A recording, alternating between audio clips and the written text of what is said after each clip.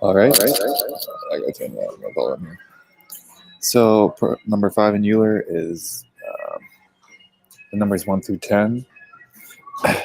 The least common, the greatest product you can make with all of them being a multiple of it is 2,520.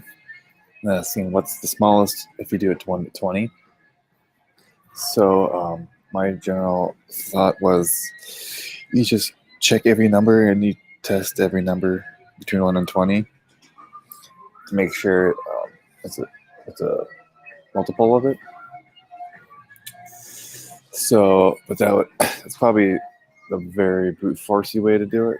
Maybe so. It's kind of contingent if you know any like smart little rules, mathematical laws about multiples and composite numbers. So, as far as my rules went, instead of checking like I had 20, 19, 18, 17, 16, 15, all the way to 1, like 10, 9.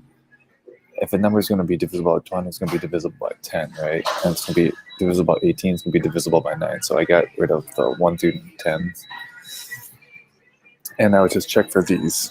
And I just made a function checker that this is a function that returns if it's found or not.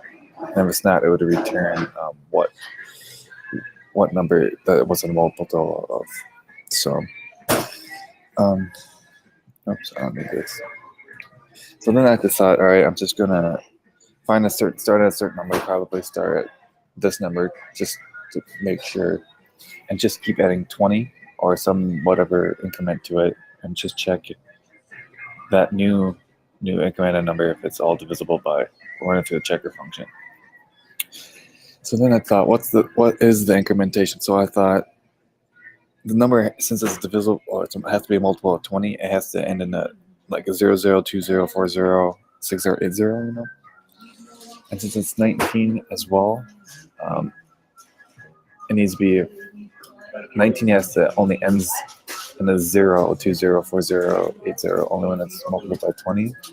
So that's why I got 20 times 19 is 380. And yeah, so just keep on incrementing from this number. And just keep on adding 380 to it and just run it through the checker. And then once it's found, you break this while loop, like the found is false, but when you do find it, you change it to true, and then the answer puts out. So if you're in the code, it's kind of fast. It takes like I don't know how long here. Yeah, it's apparently like a minute. Beginning or catching up to it because it's like 23 something, 23. What? My computer is breaking. What's going on? No, not suppose a bad time to do this.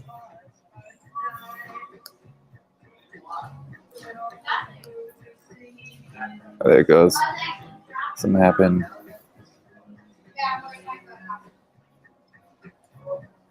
Yeah, so the answer right there, answer is 23. And I plugged it in, and that was the answer. So, and that's how I approached it. Yeah, so pretty fun problem. I started with the increment of 20 at first, and that was taking too long. And then I'm like, oh yeah, since it's gonna be 19, might as well just do 20 times 19. I think that's the fastest incrementation you can have.